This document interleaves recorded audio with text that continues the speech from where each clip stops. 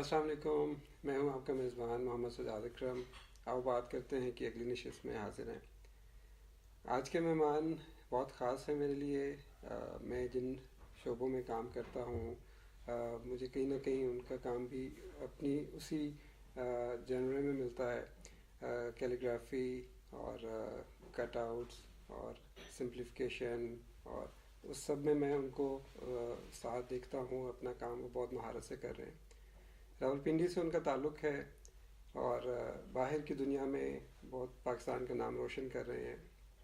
Art کا شوق تھا لیکن آرٹ کی بہت کوئی فارمل ٹریننگ نہیں لے پائے، کسی ایجوکیشن انسٹیٹیوٹ میں کوئی ڈگری نہیں لے پائے، لیکن یہ کہ اپنے کام کو جیسے بچپن سے شوق تھا اس میں لے کے چلتے رہے، اور انہوں نے اپنے کام کو پالش کیا اور اس کو کنٹینیو رکھا۔ نیشنل آرٹ گیلری میں بچپن سے جاتے تھے اور پینٹنگز دیکھنے، ان کی نمائش دیکھنے، تو وہاں پہ صادقین صاحب سے ان کی ملاقاتیں ہوئیں، ان سے ملنے کا شرف حاصل ہوا اور انسپائر ہوئے ان کے کاموں سے، اور پھر آرٹ میں قدم رکھا۔ 1987 میں راولپنڈی آرٹ کونسل میں ایز اے ڈپلومہ کیا، اور پھر اس کے بعد کمپیوٹر سائنسز میں انہوں نے ڈگری کی، اور اس کے بعد پھر وہ کویت چلے گئے۔ وہاں پہ انہوں نے فرنیچر اور جیولری میکنگ اور ایز اے ڈیزائنر وہاں پہ کام کیا۔ 20 سال وہاں پہ کام کرنے کے بعد آسٹریلیا موو ہو گئے 2006 میں۔ وہاں پہ ایک آئی ٹی کنسلٹیشن کی فرم ایک بنائی، اور ڈفرینٹ جو ملٹی نیشنل کمپنیز ہیں وہاں پہ انہوں نے as a soft where developer کے طور پہ کام کیا اور ان کو سروسز دیں۔ آج آسٹریلیا میں مقیم ہیں، اور جو ان کے کام کا خاصہ ہے، جو ہم آج کام میں ان پہ بات کرنے جا رہے ہیں، پورے دنیا میں اپنی نمائشیں بھی کر چکے ہیں اپنے کام کے حوالے سے، وہ ان کا پیپر آرٹ، کٹنگ آرٹ ہے، جس میں اسلامک ریلیجیس سٹوریز بھی وہ اپنے کام میں لاتے ہیں، اور کیلیگرافی بھی ان کے کام کا حصہ ہے، اور ویژولز بھی ان کے کام کا خاصہ ہے۔ بہت محنتی ہیں اور بہت سارے ایوارڈز لے چکے ہیں، بہت ساری ورکشاپس کرا چکے ہیں، اور دنیا بھر میں ان کی نمائشیں ہو چکی ہیں، اور ابھی حال ہی میں ان کی پاکستان میں بھی ایک نمائش ہونے جا رہی ہے لاہور میں، تو ملاقات کریں گے توصیف احمد صاحب سے۔ السلام علیکم سر۔ وعلیکم السلام سجاد بھائی، آپ کا بہت بہت شکریہ، آپ نے آؤ بات کرتے ہیں میں مجھے انوائٹ کیا۔ مجھے بہت خوشی ہو رہی ہے، اور آپ نے بہت اچھا انٹروڈکشن میرا دیا۔ I am so kind of you. بہت شکریہ ایک دفعہ پھر کہ آپ ہمارے پروگرام کی عزت بخشی۔ Thank you. ہم جانیں گے توصیف صاحب سے کہ جیسے میں نے بتایا کہ شوق تھا لیکن وہی کہ اس کو پرسو نہ کر سکے فارمل ایجوکیشن میں آرٹس کی، تو کہاں سے یہ ایک بیج ملا اور کہاں سے وہ ایک شروع ہوا یہ زندگی کا سفر؟ توصیف صاحب کی زبانی سنتے ہیں۔ جی بالکل، میں شیئر کرنا چاہوں گا، اور بڑی انٹرسٹنگ سٹوری ہے۔ میں بلانگ کرتا ہوں راولپنڈی ڈوکلائی بخش سے، اور میں جس ٹائم میں نے آنکھیں کھولی اور میں آرٹ کی طرف میرا شروع سے ہی رجحان تھا، خود بھی سیکھنا چاہ رہا تھا، اور کوئی کہ یہ بھی دل چاہ رہا تھا کہ کوئی میرا ہاتھ پکڑ لے، لیکن میں جس فیملی سے بلانگ کرتا تھا، فائنینشیل سچویشن ہماری کوئی بہت زیادہ اچھی نہیں تھی، تو حتیٰ کہ میرے جو دوست ہیں وہ جب این سی اے گئے تو مجھے بڑا ہی بیچ میں سے دکھ ہوا کہ میں این سی اے نہیں جا سکا، لیکن کوئی ایسے فائنینشیل ایشوز تھے کہ میں این سی اے میری فیملی افورڈ نہیں کر سکتی تھی، لیکن یہ ہے کہ میں نے اس چیز کو کنٹینیو رکھا، اور پھر مختلف ممالک میں جو میں گیا اور وہاں پہ جو میں نے ایکسپلور کیا، وہ ایکچولی میرے اس لرننگ کیریئر میں، آرٹ کے لرننگ کیریئر میں بہت ہیلپ فل ثابت ہوا۔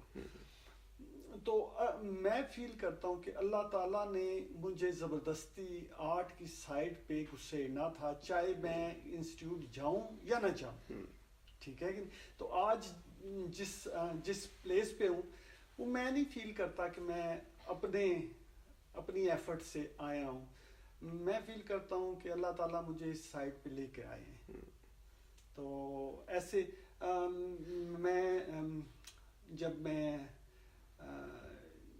یہاں سے گیا، سب سے پہلے میں کویت گیا، اور کویت میں مجھے بائی چانس ایک ایسی اپرچونٹی ملی کہ میں crown prince and prime minister secretariat میں میری ایک ٹیم کے ساتھ جاب لگی.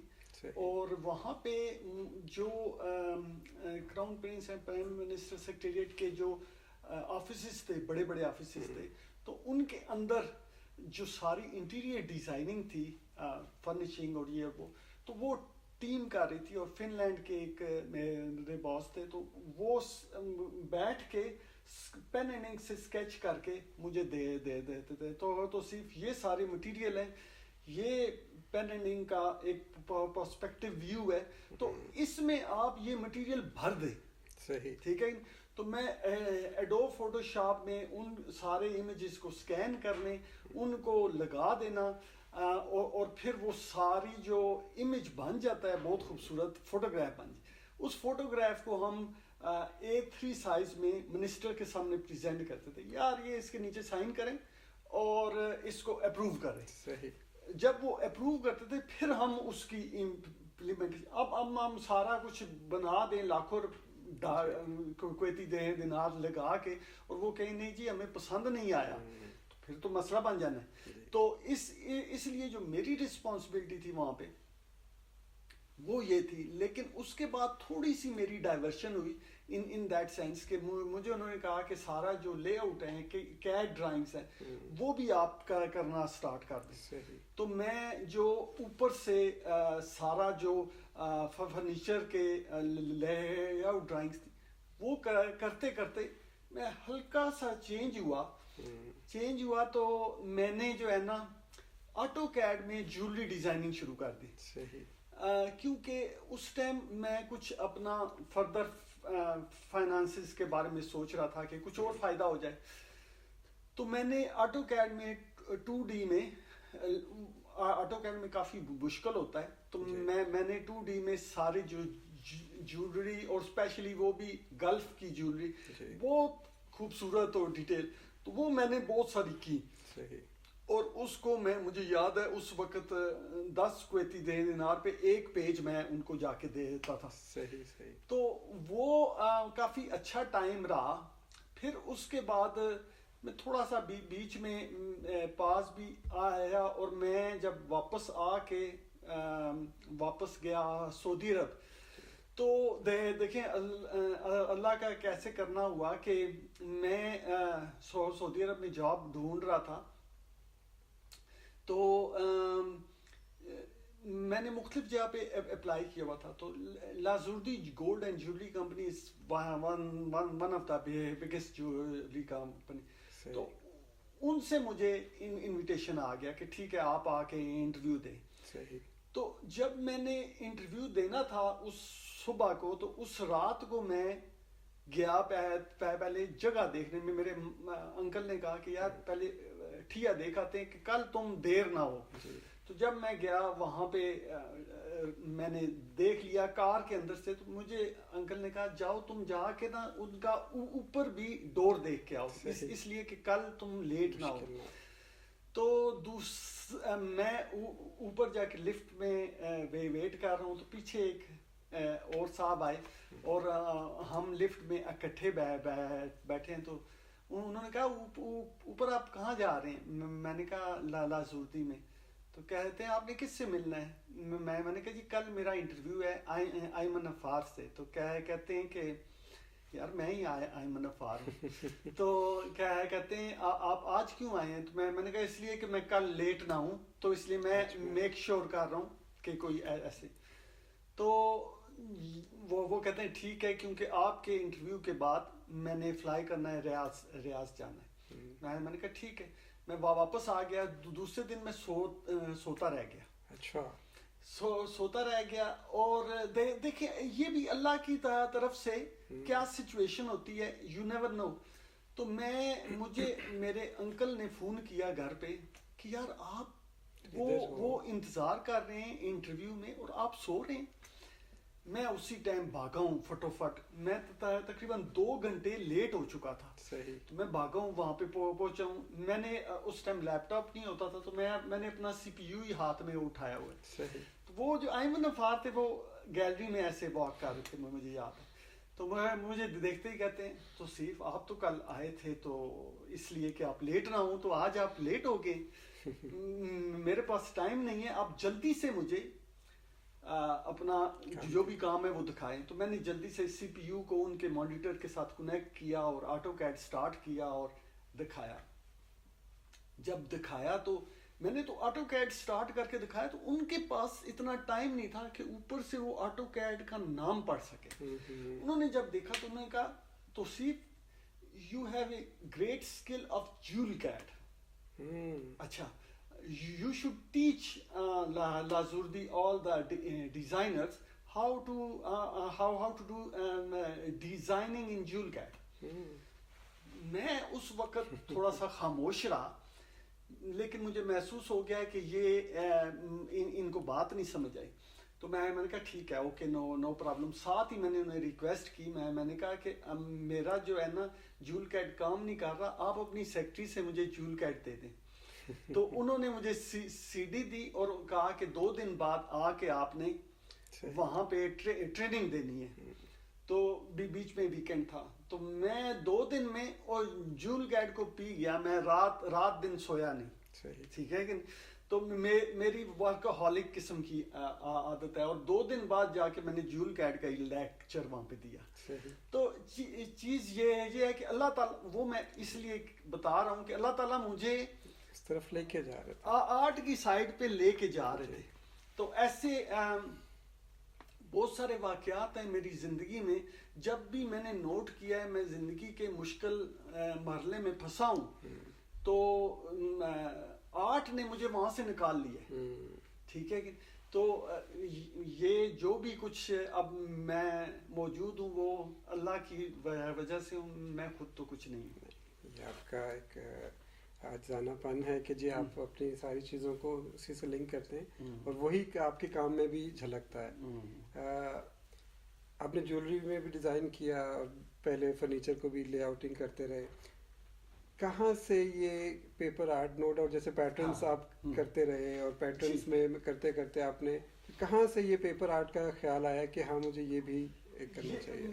یہ بھی مزیدار بات ہے کہ میری بیٹی اس ٹائم تقریباً 7-8 سال کی ہوگی کچھ اس طرح کی. تو گھر میں کیونکہ آسٹریلیا کا ماحول ایسا ہے کہ آپ باہر جا کے پاکستان کی طرح گلیوں میں نہیں کھیل سکتے, گھر کے اندر ہی میکسیمم ٹائم پہ رہتے. تو میری بیٹی کو چھٹیاں تھیں تو اس نے کہا کہ پاپا میں بور ہو رہی ہوں, میں کیا کروں, آپ مجھے کوئی ایکٹیویٹی بتائیں. تو میرے سامنے بائی چانس ایک پیپر رکھا ہوا تھا تو میں نے ایسے کر کے اٹھایا تو اس کو میں نے فولڈ کرتا گیا. فولڈ کرنے کے بعد اس کے ایک جو کنارے ہیں وہ میں نے کینچی سے لے کے اس کو کنارے کاٹے ہیں تو ایسے اس کو اوپن کیا ہے. ایک قسم کا وہ جو ہے نا آپ کا فلاور کا سارے ایکول کنارے تھے تو وہ فلاور سا بن گیا. تو میں نے کہا بیٹا دیکھیں کیسی مزدار چیز بن گئی ہے. تو ایسے آپ کچھ بھی اس میں بنا سکتے ہیں, گھر میں اتنے پیپر موجود ہیں. اچھا وہ جو میں نے اسے دے تو دیا, ساتھ ہی میں نے اپنے دماغ میں میرے ٹریگر ہوا یار یہ تو بہت ساری چیزیں اس میں بن سکتی ہیں. اور پھر میں نے ساتھ ہی تھنک کیا اسلامک آرٹ بڑا ایک انٹریکیٹ اور بڑا ڈیلیکیٹ اور بڑا ہی ڈیٹیل قسم کی چیز ہے. اور جب میں اس کو پیپر کٹنگ جو بہت ہی پھٹ جانے والا ہے اس کو دونوں کو ان چیزوں کو جوائن کروں گا یہ تو بنے گی چیز صحیح. تو میں نے پھر اس ٹائم جا کے تو گوگل میں سرچ کیا یار کون آرٹسٹ ہیں جو یہ کام کر رہے ہیں اور کس قسم کا کام کر رہے ہیں. تو گوگل میں آپ دیکھیں نا تو عموماً آپ کو زیادہ تر جو اچھا کام کرنے والے ہیں نا وہ یورپ سے ڈنمارک سے آرٹسٹ ملیں گے.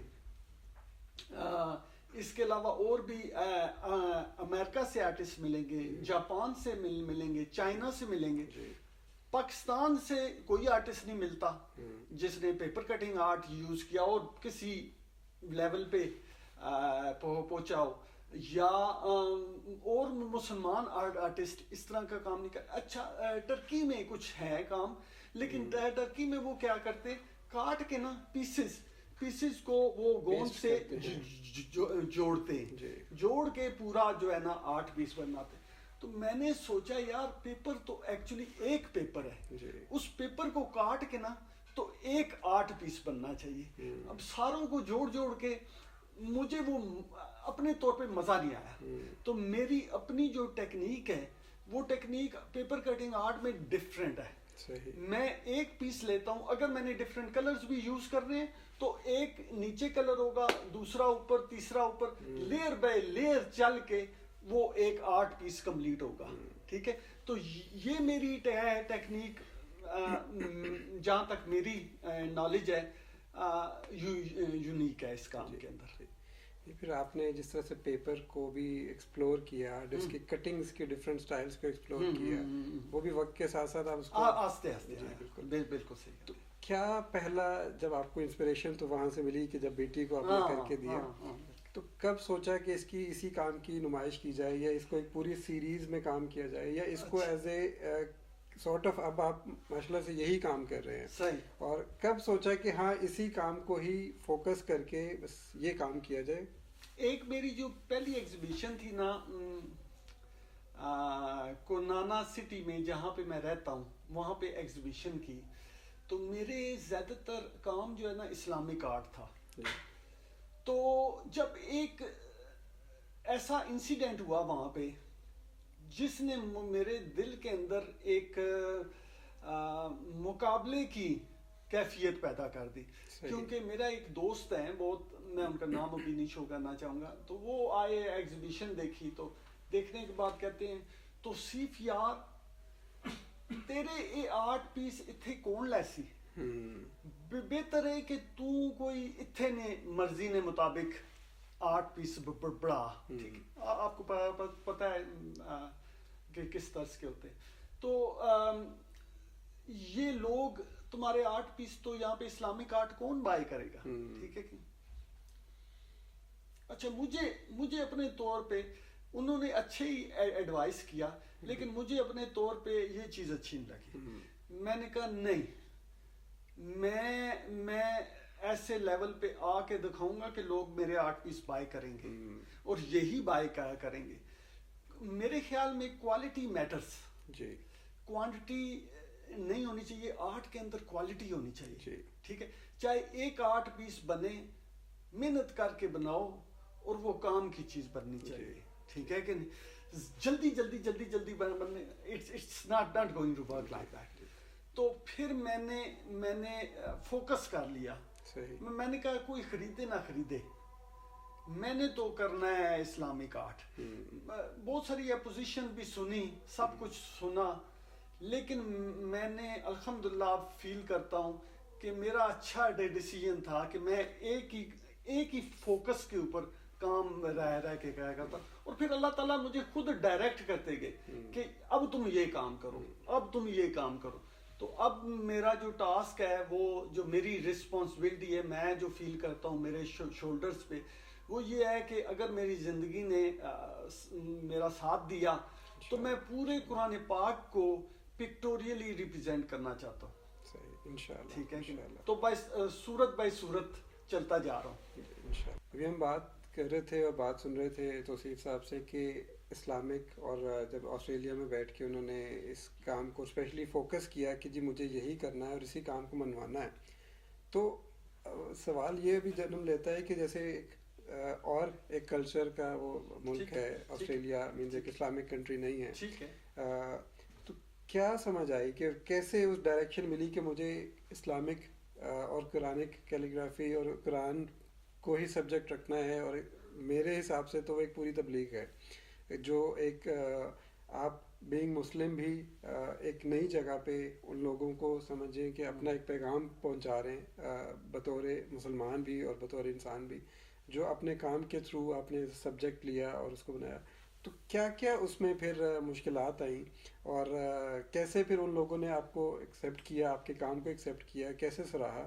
کچھ وہ اس کے بارے میں صحیح. کچھ شروع میں مجھے ایسے واقعات سے فیس کیے تھے جب لوگ تبلیغ کے لیے وہاں پہ جاتے رہتے ہیں. مسلمان مختلف مساجد میں موو کرتے ہیں اور لوگوں کے گھروں میں جا کے تبلیغ کرتے ہیں. کچھ لوگ تو میں نے نوٹ کیا کہ کچھ لوگ اچھے طرز سے ان کو انٹرٹین کرتے ہیں، اور کچھ لوگ اتنے زیادہ مصروف ہوتے ہیں کہ وہ اس طرز سے ان کو اچھے طریقے سے انٹرٹین نہیں کر پاتے. تو میں نے محسوس کیا کہ یار میری رسپانسبلٹی یہ ہے کہ تبلیغ بھی کی جائے اور بہت ہی ڈگنیفائڈ ویز میں، ایسے طرز سے کہ ہم لوگوں کے پیچھے پیچھے نہ پھریں، لوگ بلکہ ہمارے پاس آ کے اس آرٹ کو سمجھیں اور اس اسلام کو سمجھیں. ٹھیک ہے. اچھا، یہ ایک بہت بڑی رسپانسبلٹی بھی ہو جاتی ہے کہ اب جب آرٹ کو آپ نے قرآن پاک کو اسپیشلی آرٹ میں شو کرنا ہے اور آرٹ میں اس کو پراپرلی جسٹیفائی کرنا ہے کہ ہاں یار یہ اس کے میننگ ہے. It's not easy way to depict all this. کیونکہ آپ نے مد نظر یہ بھی رکھنا ہے کہ یار میں ایسے طرز سے بناؤں جو اب میری جو باؤنڈریز ہیں ان کو میں کراس نہ کروں. ٹھیک ہے کہ اور لیکن ساتھ یہ بھی ہے کہ اس کا جو سارا مفہوم ہے وہ بھی ریپرزینٹ ہو پائے. تو آپ اس میں اپنا جو ہاف ہارٹڈ چیز ہے وہ نہیں بنانا چاہتے. آپ بنانا چاہتے ہیں، اس کی فل جسٹیفیکیشن دینا چاہتے ہیں کہ ہاں یار یہ چیز وزنی بھی ہو، دوسرا دیکھے تو اس کے دل میں اترے بھی. ٹھیک ہے کہ تو اس پرپز کے لیے یہ بڑا ٹف ٹاسک تھا. It was not easy task. تو میری جو ٹائم ہے نا ڈرائنگ کا، پیپر کٹنگ کا ٹائم اتنا نہیں ہے جتنا میری ڈرائنگ کا ٹائم ہے. ٹھیک ہے. پہلے پورا سوچنا ہوتا ہے، پلان کرنا، سوچنے سے بھی پہلے اس کی ریسرچ ورک ہے. کیونکہ مسئلہ یہ ہے کہ آپ نے تفسیروں کو پڑھنا ہے، صرف تفسیر کو نہیں پڑھنا، کیونکہ ہر تفسیر لکھنے والے کا پوائنٹ آف ویو اس آیت کے متعلق سلائٹلی ڈفرینٹ ہو سکتا ہے. تو آپ صرف ایک تفسیر کو فوکس کر کے بنائیں گے تو مائٹ بھی جو دوسرے پوائنٹ آف ویوز ہیں وہ ان کے لیے تھوڑا سا ڈفرینٹ ہو جائے گا. تو میرا جو ریسرچ ورک ہے، میرا جو پڑھنا ہے، میرا جو وہ بہت زیادہ ہے. جب میں اس کو سمجھ جاتا ہوں 100%، تو پھر اور سیکنڈلی جب ڈرائنگ ہے، اب میں نے نوٹ کیا ہے سجاد بھائی کہ میں ایک دفعہ جب اب پیپر لے کے بیٹھتا ہوں نا تو میں سائز کاٹ لیتا ہوں، ہاں یار یہ ڈرائنگ ہے، میں نے اس پہ بنانا ہے. اب اس ٹائم جب میں سٹارٹ کرتا ہوں تو میرے ذہن میں کچھ نہیں ہوتا، کچھ بھی نہیں ہوتا کہ یہ پیپر بن کے کیسا لگے گا. ٹھیک ہے کہ جب میں سٹارٹ کر دیتا ہوں تو مجھے چیزیں سمجھ آنا شروع ہو جاتی ہیں. ہاں یار یہ جو آیت ہے نا اس کے لیے یہاں پہ یہ چیز بننی چاہیے، یہاں پہ یہ چیز بننی چاہیے. تو ساتھ ساتھ بنتا جاتا ہے اور ساتھ ساتھ وہ مولڈ ہوتا جاتا ہے. جیسے مجسمہ ہے نا، آپ ساتھ ساتھ اس کو بناتے جاتے ہیں اور ساتھ ساتھ دیکھتے جاتے ہیں کہ ہاں یار یہ ٹھیک لگ رہا ہے، ہاں ٹھیک ہے، اب اس کو یہاں سے ٹھیک کرے، اب اسے یہاں سے ٹھیک کرے. تو سملرلی جو ڈرائنگ ہے وہ ایک قسم کا مجسمہ ہے. میں اس کو مولڈ کرتا رہتا ہوں اور مولڈ کرتے کرتے ایک ٹائم ایسا آتا ہے کہ میں کہتا ہوں ہاں میرا پیٹ فل ہو گیا، اب میری سیٹسفیکشن جو ہے نا، سیٹسفیکشن ریچ کر. اور سیکنڈلی جب میں ساری ڈرائنگ کو دیکھتا ہوں تو میں یہ بھی چاہتا ہوں کہ اگر میں ایک چھوٹی سی چیز پہ فوکس کروں تو تب بھی میرا انٹرسٹ وہاں سے لوز نہیں ہونا چاہیے. سارا پیج، اتنا بڑا پیج، وہ کہانی شو کر رہا ہو، جگہ جگہ کہانیاں شو ہو رہی ہوں. تو اس چیز کے لیے پھر میں تحقیق کرتا رہتا ہوں اور بناتا رہتا ہوں. جب وہ چیز کا کمپلیٹ ہو جاتی ہے پھر جب ایگزیبیشن میں لگتا ہے تو ساتھ میں اس کے جو میرے ذہن میں تھوڑی بہت ٹرانسلیشن بچ جاتی ہے اس کو لکھ کے ساتھ لگا دیتا ہوں ایز اے انفارمیشن کے کہ جو میری گیلری میں جو میری ایگزیبیشن میں آ کے دیکھیں گے عموماً انگریز ہوتے ہیں تو ساتھ آ کے پڑھتے ہیں اور مجھے اس ٹائم بہت زیادہ خوشی ہوتی ہے کہ میرا ایک جو ٹاسک ہے نا وہ ٹاسک پورا ہو گیا. ٹھیک ہے کہ کئی لوگ حتیٰ کہ میرے جو کرنٹ میں جن کا کام کر رہا ہوں میرے کلائنٹ ہیں وہ میرے ہر آرٹ کو دیکھتے ہیں وہ وہاں کے آسٹریلین ہیں لیکن ہر آرٹ کو دیکھتے ہیں اور مجھ سے پوچھتے بھی ہیں یار اس آرٹ میں تم نے کیا شو کیا ہے.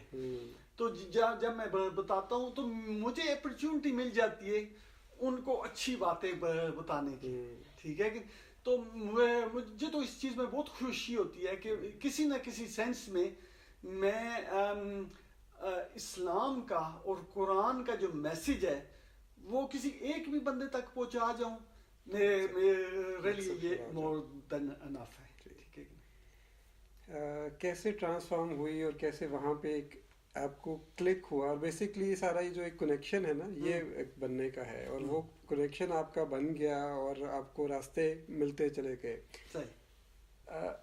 کہاں پہ کوئی ایسا پوائنٹ آیا کہ اس کو جیسے آپ نے وہاں پہ بھی ایگزیبٹ کیا بٹ وہی بات کہ پاکستان میں بھی آپ وقتاً فوقتاً نمائش کرتے رہے اور باہر دوسرے ممالک میں بھی آپ نے نمائش کی. آج جو بھی حال ہی میں آپ لاہور میں ایک نمائش کرنے جا رہے ہیں اس میں آپ کا کام سورہ رحمان پہ زیادہ فوکس کر رہا ہے. تو آپ جب پاکستانی کیلیگرافرز کو بھی دیکھتے ہیں اور پرانے بہت بڑے بڑے نام ہیں جن میں صادق عین اور جن سے آپ نے ایک شرف بھی حاصل ہے ملاقات کا تو وہ کچھ ایکسپیرینس شیئر کریں کہ اپنے کام میں کہاں پہ ان ایلیمنٹس کو بھی آپ لے کے چل رہے ہیں جو کہ ہمارے پاکستانی فنکار بھی اس چیز سے محسوس ہو رہے ہیں. اسپیشلی دو نام میرے لیے بہت کیلیگرافی کے حوالے سے اور آرٹ کے حوالے سے ارلی ٹائم کے حوالے سے رشید بٹ ایک میرے بہت ہی اچھے کیلیگرافسٹ ہیں جو پاکستان کے ہیں اور ڈوک کھبے میں رائش تھی اس وقت ان کی تو ان کے پاس میں جا کے بیٹھ جاتا تھا اور ان سے میں نے بہت کچھ سیکھا. پھر ساتھ کین صاحب کے پاس میں جاتا رہا حتیٰ کہ میرا جو میں ایک چھوٹا سا واقعہ شیئر کرنا چاہوں گا اگر آپ اجازت دیں.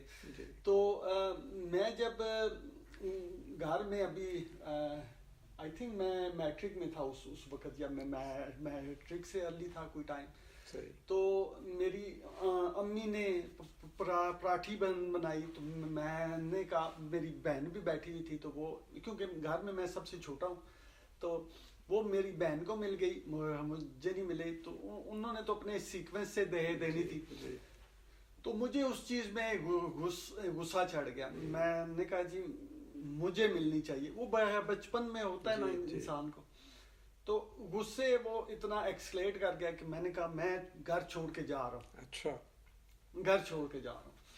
تو میں اندر گیا اندر جا کے تو میں نے اپنی ایک پینٹ لی اس کو لپیٹا اور اپنے یہاں پہ ڈالی اور ایک چیز میں نے یہ کی کہ میں اس ٹائم خطاطیاں کرتا تھا تو میں اپنے جو کاغذ ہے نا خطاطیوں کے رول کر کے یہاں پہ رکھ لیے رکھ کے تو میں نے کہا میں جا رہا ہوں. اچھا انہوں نے منع بھی کیا لیکن میں غصے میں تھا. ٹھیک ہے تو میں نکل گیا. صدر سے ان دنوں جی ٹی ایس کے اڈے سے جو ہے نا وہ چلتی تھیں گورنمنٹ کی بسیں بالکل گورنمنٹ نہیں والوو سے بہت پہلے کی بات ہے. جی ٹی ایس کی جو بسیں ہیں گورنمنٹ کی وہ چلتی. میری جیب میں بھی اس ٹائم 35 روپے تھے کچھ اس طرح. تو میں جا کے بس کا ٹکٹ لے کے بیچ میں باقی میرے پاس 5 روپے رہ گئے تھے تو میں بس کے پچھلی سیٹ پہ جا کے بیٹھ گیا. میں اس ٹائم زیادہ میری لکنت تھی تو میں تھوڑا سا چھپ کے رہتا تھا تو میں پچھلی سیٹ پہ جا کے بیٹھا ہوں. تو غصے میں بس میں نے وہ ڈیسیژن کیا ہے تو میں चल पड़ा। बस जब रवात से आगे निकली है ना, तो मुझे महसूस हुआ ओहो ये तो मैंने गलती कर दी है। लेकिन मैं डरा रहा कि यार मैं अब बस वाले को क्या कहूँ कि रोको और मैं उतरना है, और यहाँ पे उतर के मैं किधर जाऊँगा। रात का टाइम था, तो बस चली गई और मैं बैठा रहा। और बैठा बैठा जब वो मोड़ मुड़ा है ना मीनारे पाकिस्तान का, तो मैंने ऐसे देखा है मीनारे पाकिस्तान आ गया, तो मैंने कहा यहीं पे उतारो मुझे। मैं वहाँ पे उतर गया हूँ। तो उतरने के बाद मैं सारा दिन जो है ना वो मीनारे पाकिस्तान, दाता दरबार और बादशाही मस्जिद और उस एरिया में घूमता फिरता रहा। तो 5 रुपए थे, उसका मैंने कुछ खा लिया लंच के टाइम पे। अब मेरे पास वापसी का कोई पैसे नहीं, और जिस टाइम शाम हुई ना तो मुझे थोड़ा सा डर लगा।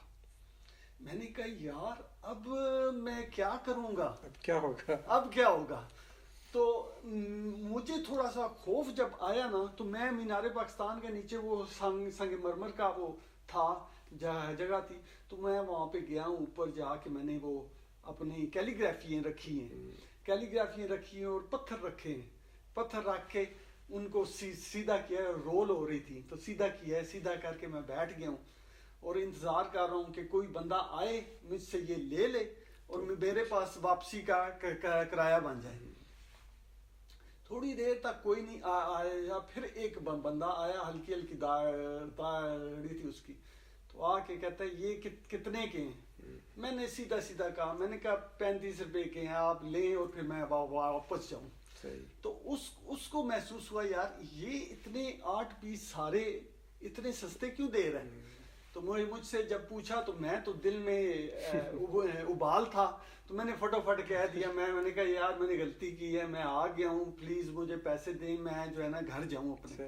तो उस टाइम माहौल कुछ अच्छा था। उसने कहा ठीक है मैं आपकी हेल्प करता हूँ। तो उसने बस में आके बिठाया भी और बस वाले को कहा भी कि मैं किराया दे रहा हूँ, इसे रास्ते में नहीं उतारना। तो ऐसे जिस टाइम वो मैं रात बीच में चली गई, सुबह जब मैं घर पहुंचा, उससे पहले मेरे घर वाले कई दफा सादकैन साहब के पास जाके पूछ चुके थे कि यहाँ पे तो तौसीफ तो नहीं आया, क्योंकि वो एक्सपेक्ट कर रहे थे तो तौसीफ इनके पास जाके छुप गया होगा। उस टाइम F61 में नेशनल आर्ट गैलरी थी और उसकी एक गली के बाद सेकंड जो रेजिडेंसी थी उसके अंदर सादकैन साहब रहते थे। बस मैं वहीं पे या नेशनल आर्ट गैलरी में जाके बैठा रहता था, तो या सादकैन साहब के पास जाके बैठा रहता था।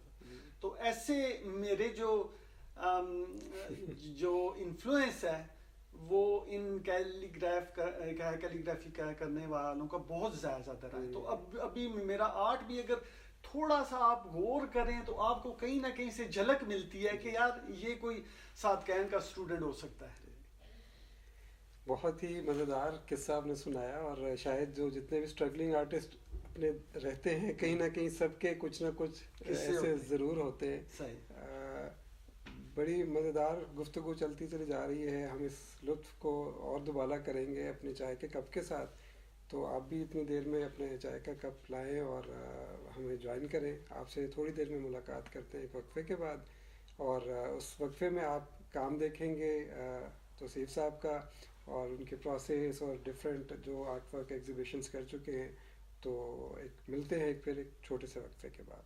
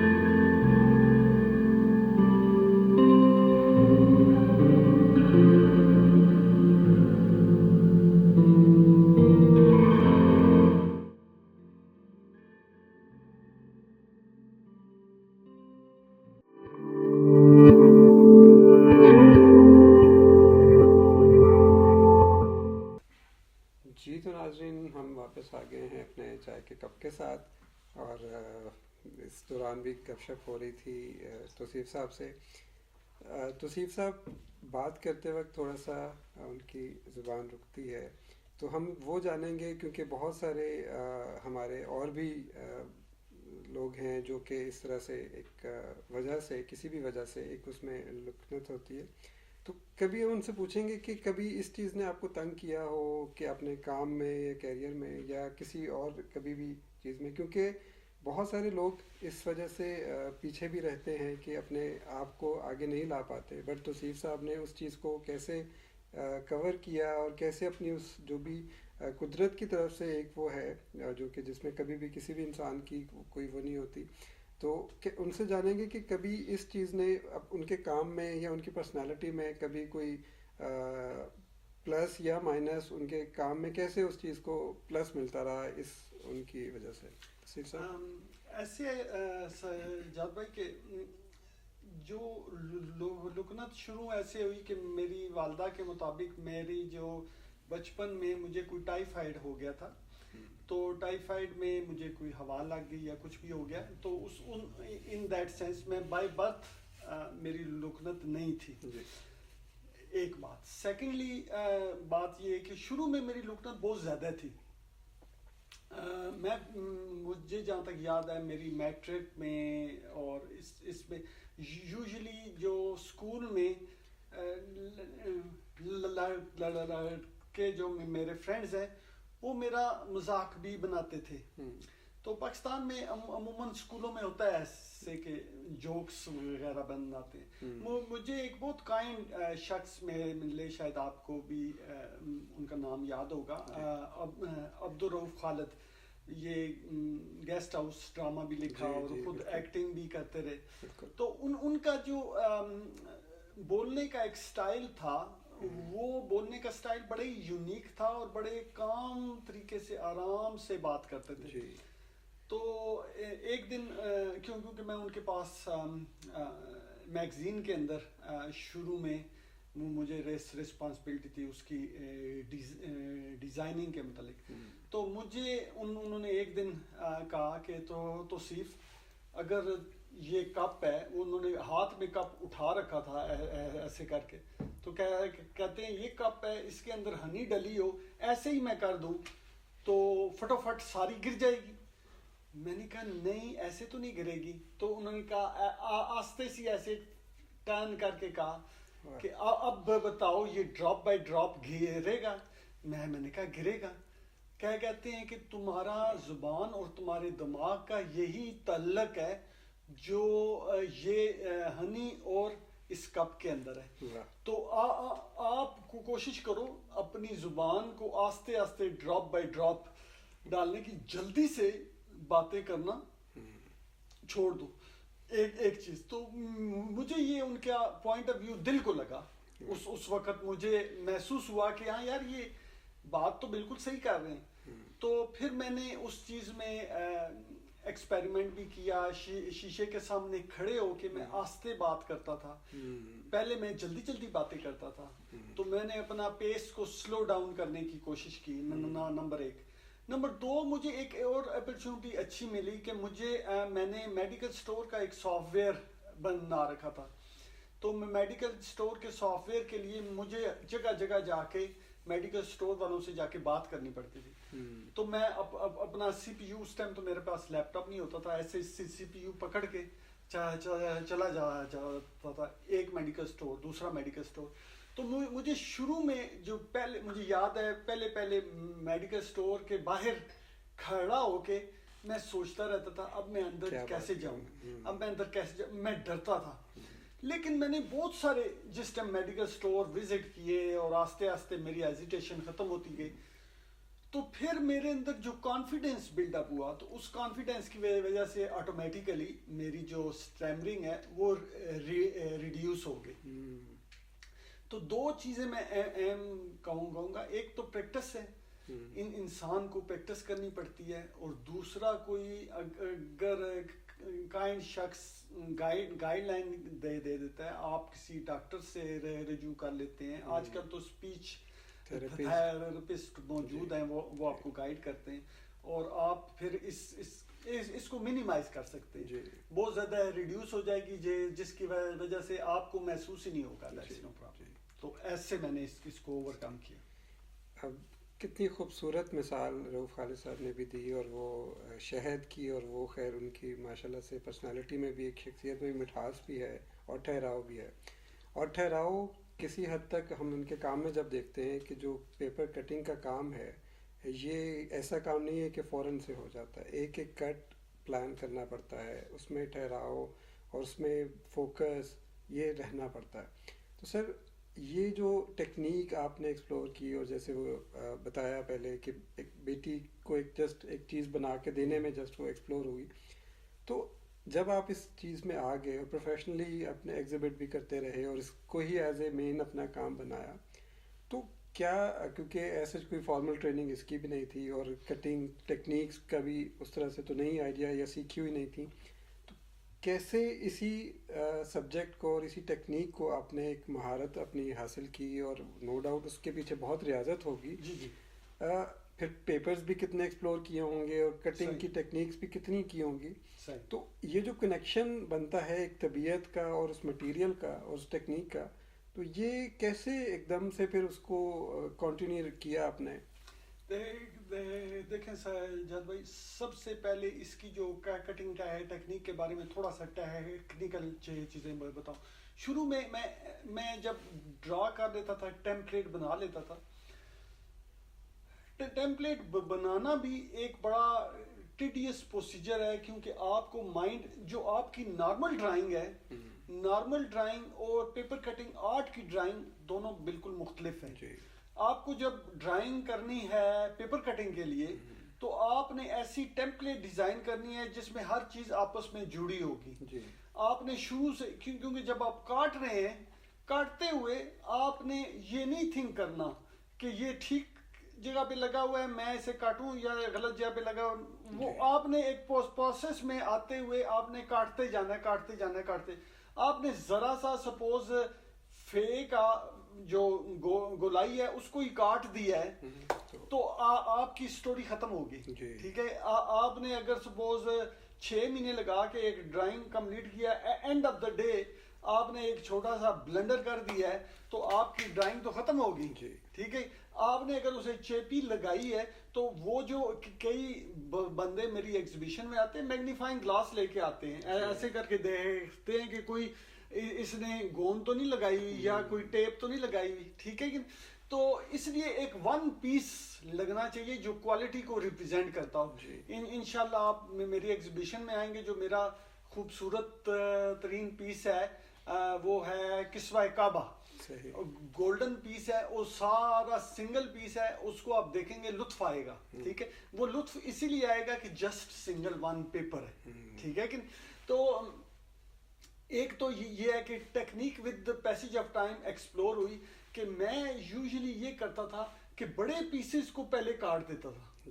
بڑے پیسز کو جب کاٹ دیے تو جب چھوٹے پیس کاٹنے لگا تو وہ پیپر اتنا ڈیلیکیٹ ہو گیا کہ وہ پکڑ کے ٹوٹ گیا.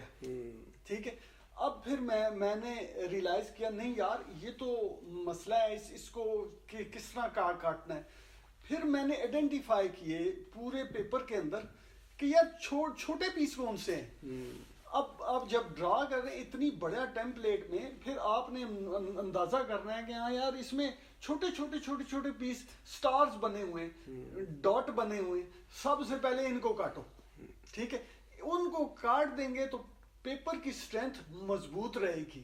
پھر اس کے بعد اس سے بڑے، پھر اس سے بڑے، اور لاسٹ میں سب سے بڑے پیسز کاٹنے. ٹھیک ہے، اب شروع میں یہ ایکسپیریمنٹ کرتے ہوئے کئی دفعہ میں بھول جاؤں. آپ کی مطلب ہے کہ 3 مہینے کی جو کٹنگ ہے اس میں کئی دفعہ انسان کو یاد رہتا ہے، کئی دفعہ انسان کو یاد نہیں رہتا کہ ہاں یار میں نے اس سیکوینس سے کاٹنا ہے.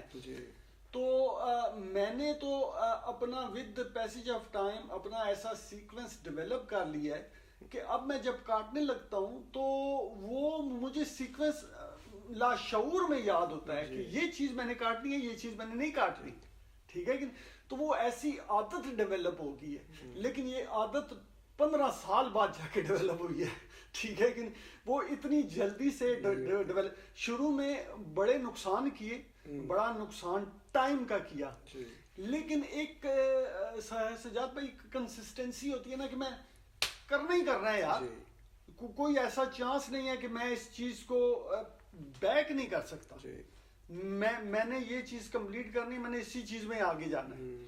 تو اس چیز میں پھر اللہ تعالیٰ خود ہی پھل ڈالتے ہیں کہ ہاں یار یہ اتنا لگا. اس چیز کو میں احسان کی ڈیفینیشن کہتا ہوں کہ آپ کا احسان جو عربک ورڈ ہے وہ اس کا یہی معنی ہے کہ آپ نے چوٹی کے کنارے تک اپنی ایفرٹ سے پہنچ گئے ہیں, تو اللہ تعالیٰ پیچھے سے تھوڑا سا دھکا لگا ہی دیتے ہیں کہ چل بھائی اب اس نے اپنی محنت کر دی ہے, اب اس کو تھوڑا سا دھکا چاہیے, ہم لگا دیتے. تو یہی چیز ہے احسان کی, اور یہی چیز ہے دعا کی. میرے خیال میں دعا کی ڈیفینیشن بھی یہی ہے کہ ہم نے صرف دعا ہی نہیں مانگنی, ہم نے ساتھ ایفرٹ بھی کرنی ہے.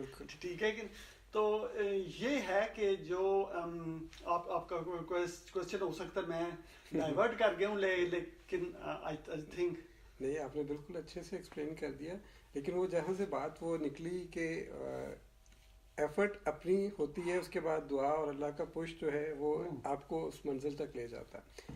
اس سارے سفر میں کیونکہ آپ کا کام بہت ہی وقت طلب ہے, بہت ہی وقت مانگتا ہے, تو جب آپ کام کو اتنا وقت دیتے ہیں, اور اسپیشلی جب آپ نے بات کی کہ پش بھی چاہیے ہوتا ہے, تو اتنے وقت کے بعد ظاہر سی بات ہے کہ آپ کی فیملی کی سپورٹ بہت ضروری ہے, اور آپ کا وقت جو زیادہ ہے وہ تو اپنے کام کو دے رہے ہوتے ہیں. تو کہاں پہ آپ سمجھتے ہیں کہ کیونکہ انسان کی شخصیت میں ان کی فیملی کا بہت بڑا رول ہوتا ہے, تو اس کا بھی ذرا ہمیں ہماری آڈینس کو ضرور بتائیں کہ جی کتنا ان کا بھی رول ہے, کتنے جتنا صبر آزمودہ آپ کا کام ہے اتنا ہی صبر ان کا بھی ہوتا ہے. سب سے پہلے تو میں بہت بڑی ایکنالجمنٹ کرنا چاہوں گا کہ میری وائف جو ہے نا وہ نہ صرف میری صرف وائف ہیں بلکہ میرے آرٹ کے بھی ساتھی ہیں. ٹھیک ہے, تو میں نے حتیٰ کہ ود پیسج آف ٹائم ان کو پیپر کٹنگ آرٹ بھی سکھائی.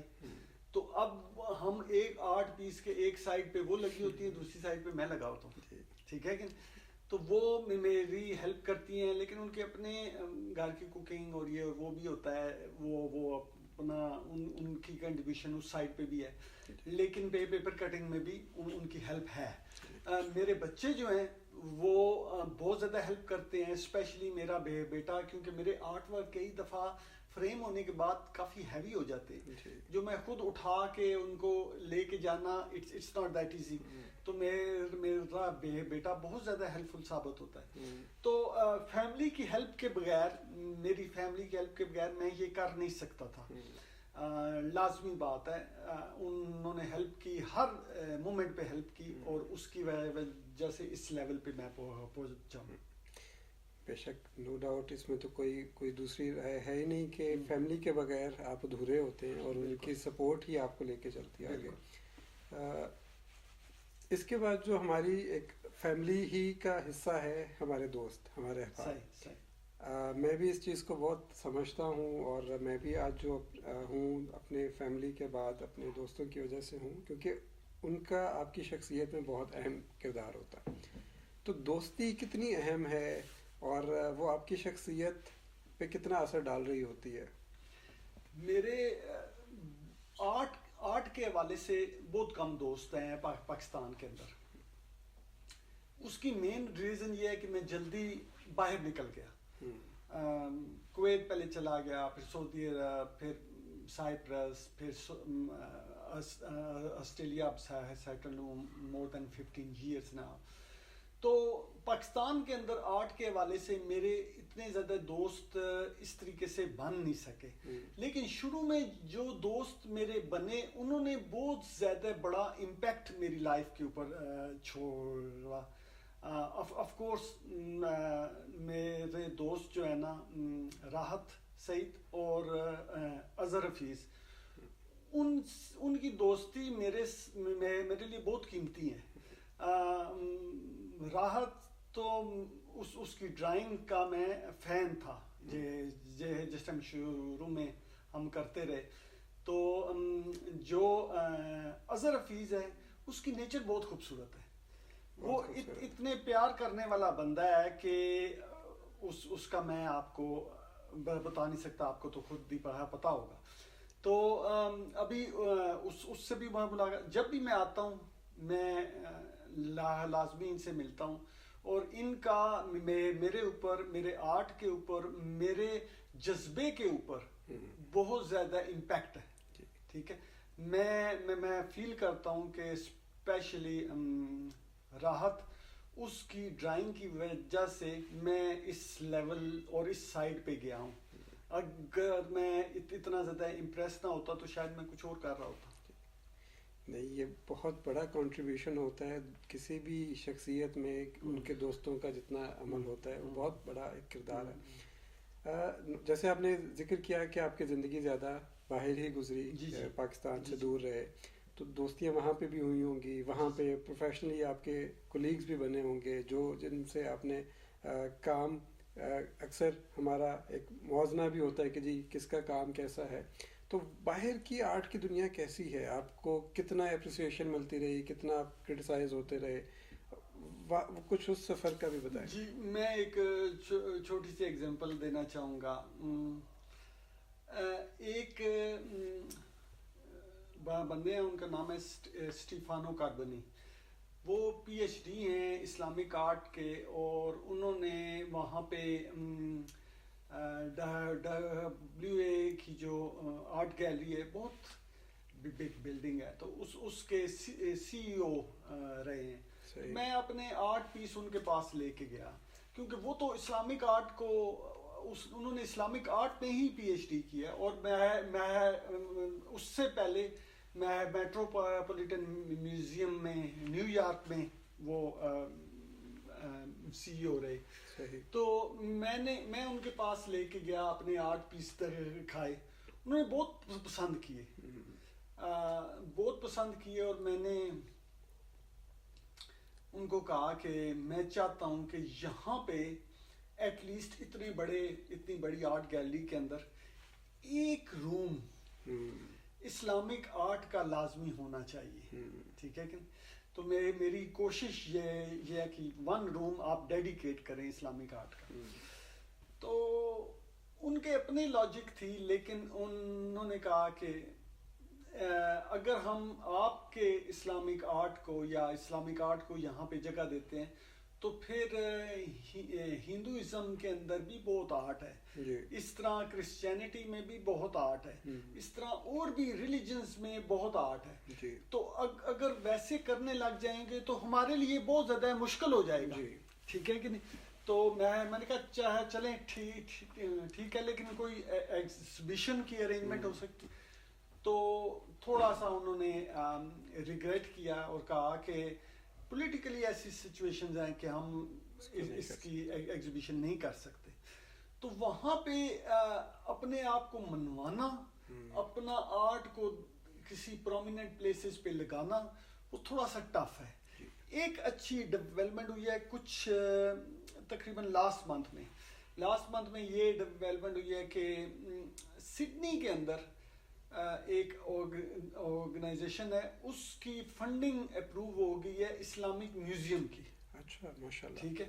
تو انہوں نے مجھے اپروچ کیا تھا, کہتے ہیں کہ ہم چاہتے ہیں کہ آپ کا آرٹ پیس جو ہے نا ہم مین فوکس رکھیں ہمارے اس اسلامک میوزیم میں. ابھی ان کی بلڈنگ بنی نہیں ہے, it will take some time, لیکن انشاءاللہ مجھے امید ہے کہ وہاں پہ میں اچھا اپنا آرٹ پیس ڈسپلے کر پاؤں گا. اس وقت میلبرن میں اس اسلامک میوزیم موجود ہے, اور میلبرن میں اسلامک میوزیم میں میرے آرٹ پیس بھی لگے ہوئے ہیں. تو اس کے علاوہ امریکہ میں بھی ایک میوزیم ہے, اس کے اندر بھی میرے آرٹ پیس لگے ہوئے ہیں. تو الحمدللہ آپ اگر کام اچھا کرتے ہیں تو کہیں نہ کہیں اپرچونٹی تو بن ہی جاتی ہے.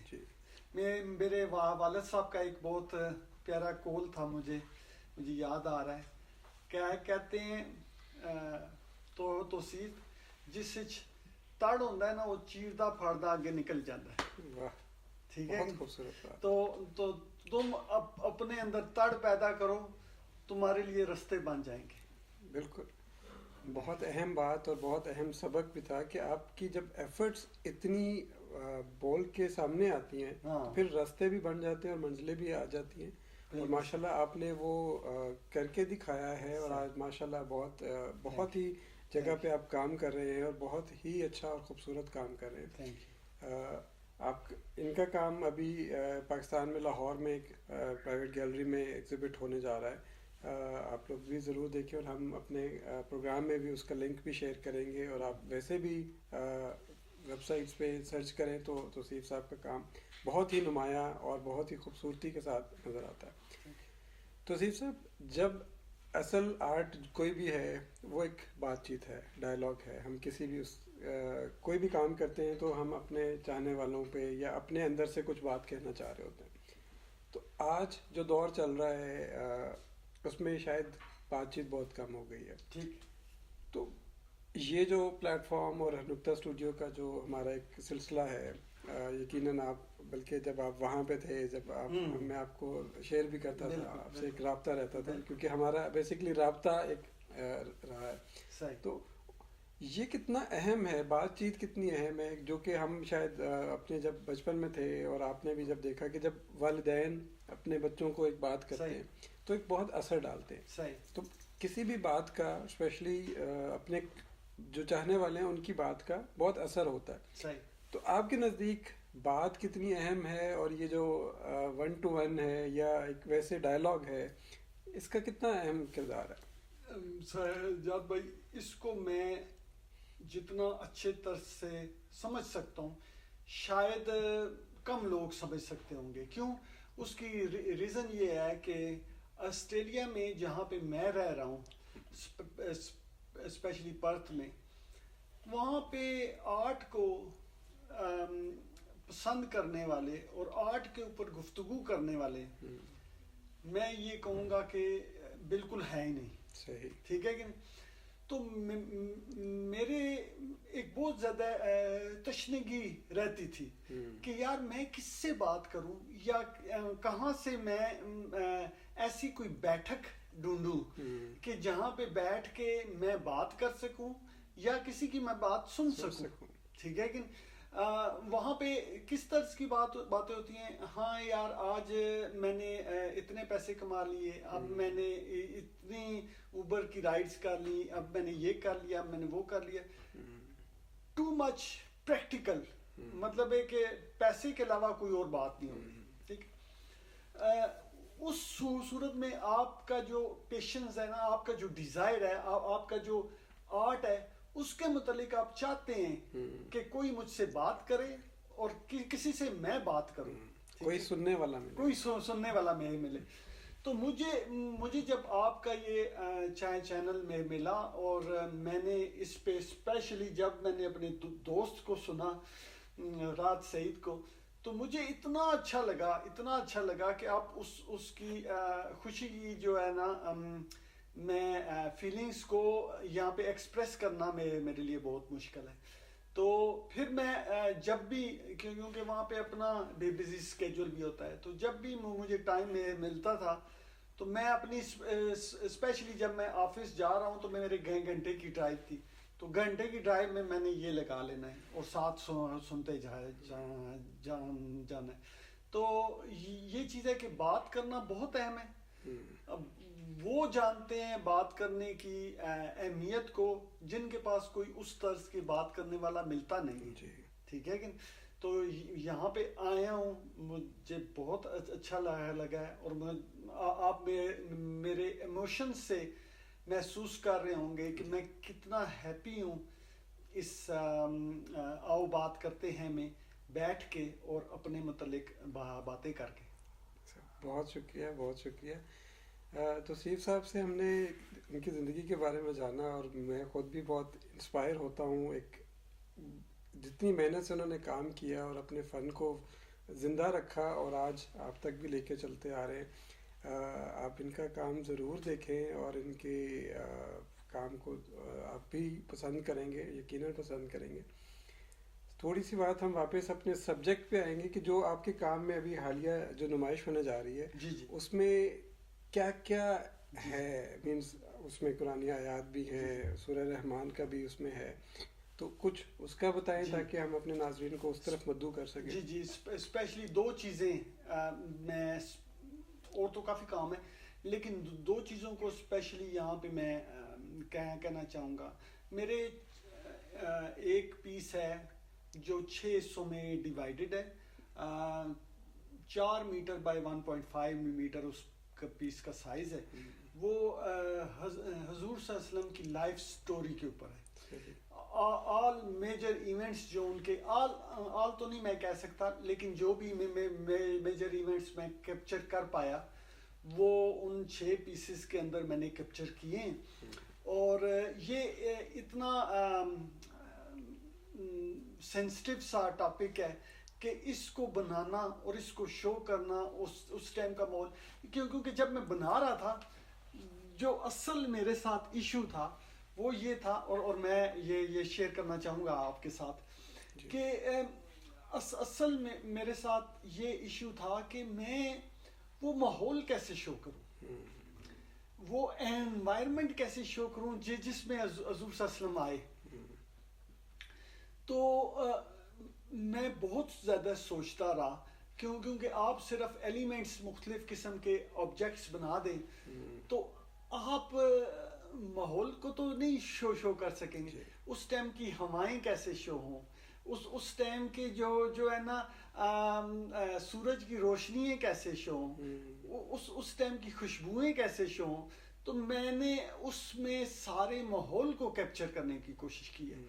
تو وہ ایک ٹف ٹاسک تھا, اور حتیٰ کہ مشرقین کو شو کرنا, حتیٰ کہ حضور صلی اللہ علیہ وسلم کو میں نے ایک بہت بڑے, حتیٰ کہ پہاڑ سے بھی بڑے گلاب کے پھول سے شو کیا ہے. ٹھیک ہے کہ کیونکہ اس کی روشنی اتنا بڑا پھول ہو گیا ہے جس کی روشنی پتہ نہیں کہاں تک جائے گی, اس کی خوشبو.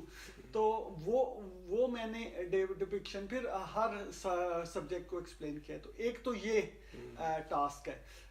دوسرا جو ہے نا سورہ الرحمن کی تفسیر میں نے 5 اکارڈنگ ٹو سبجیکٹس اس کو 5 حصوں میں تقسیم کیا ہے. تقسیم کر کے ان کو الگ الگ ریپرزینٹ کیا ہے, جس میں قیامت کا موضوع بھی ہے, جنت کا موضوع بھی ہے, غنی جائے جنت کا, کیونکہ 2 جائیں جنتیں سورہ رحمان میں. تو دونوں کا ڈپکشن پھر شروع کے آیات میں کس طرح سے ہر آیت کو ڈپکٹ کیا. تو کافی خوبصورت کلیکشن ہے. تو اور میں یہ بھی چاہوں گا, پتہ نہیں یہ میری خواہش پوری ہوتی ہے یا نہیں ہوتی ہے, میں یہ چاہوں گا کہ یہ ساری چیزیں ایک ہی جگہ پہ لگی رہیں.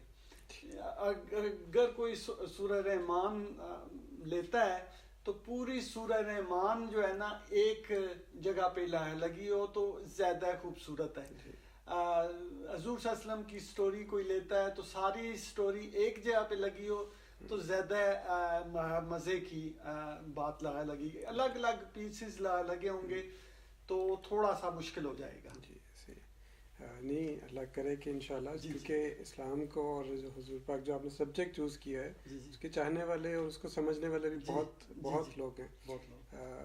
کچھ ہم آپ کے کام کا اس کا تھوڑا سا رکھیں گے تاکہ لوگ جا کے بھی ایگزیبیشن پہ جا کے دیکھیں اور لائیو بھی جا کے دیکھیں.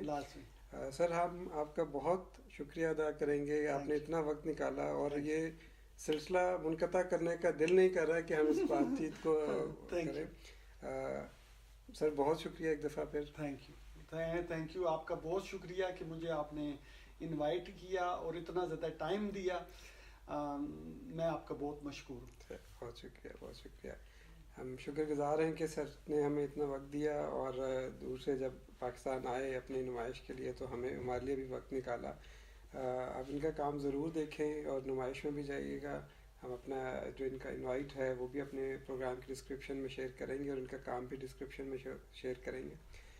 سر تھینک یو, بہت شکریہ. آپ سب کا بھی بہت شکریہ جو ہمارے پروگرام کو اتنا پسند کر رہے ہیں, اور ہر ہفتے ہم نئے مہمان کو آپ تک لے کے چلے آتے ہیں.